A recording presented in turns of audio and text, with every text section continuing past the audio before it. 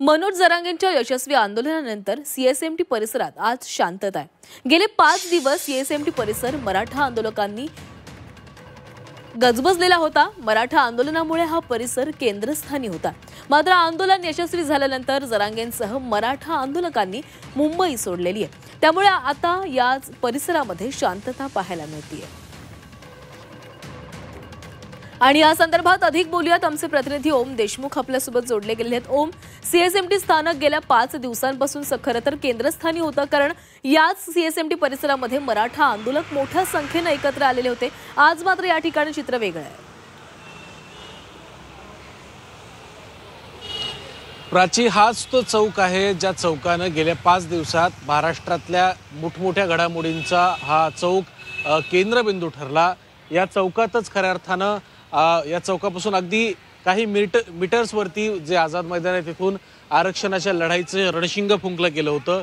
आणि या सगळ्या लढाईसाठी जे हजारो मराठा बांधव मुंबईत आले होते, जे अजूनही आपल्याला दिसत आहेत, रस्त्यांवरती चालतायत, त्यांच्या उपस्थितीमुळे हे दोन्ही मार्ग जे फोर्टकडे जातात, जे मेट्रो स्टेशन मार्गे मलबार हिलला जातात, ते संपूर्णतः व्यापलेले होते।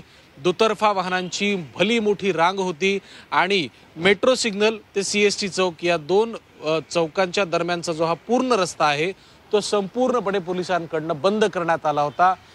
खरं तर शेकडोच्या संख्येने वाहनं या ठिकाणी लावण्यात आली होती, त्यामुळे खूप मोठा वाहतूक व्यवस्थेवरती आणि ट्रॅफिक पोलिसांवरती दबाव होता। कुठेतरी हे चित्र आता स्पष्ट झालेलं आहे।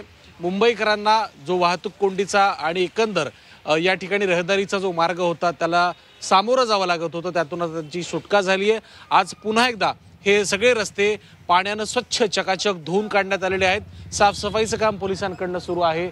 जी बॅरिगेटिंग आहे ती सुद्धा काढण्यात आलेली आहे आणि खरं तर काल दुपारपासूनच या ठिकाणची सगळ्या गाड्या काढण्यात येण्याचं काम पोलिसांकडून युद्ध पातळीवर करण्यात आलं। काल स्वतः वरिष्ठ पोलीस अधिकारी प्रवीण मुंडे यांच्या नेतृत्वाखाली एक टीम या ठिकाणी आली आणि त्या टीमच्या माध्यमातून हे सगळे रस्ते पूर्ववत करण्याचं काम यशस्वीपणे करण्यात आलं। त्यामुळे मुंबईकर आणि मुख्यत्वे दक्षिण मुंबईतल्या या सगळ्या भागातील जे ऑफिसेस आहेत त्यामधल्या लोकांनी आता कुठेतरी मोकळा श्वास घ्यायला सुरुवात केली आहे असं आपण म्हणू शकतो। या भागातलं जनजीवन पुन्हा एकदा आजपासून पूर्वपदावर येईल अशी अपेक्षा आता व्यक्त केली जाते। प्राची, नक्कीच ओम, धन्यवाद तुम्ही दिलेल्या सविस्तर अपडेटसाठी।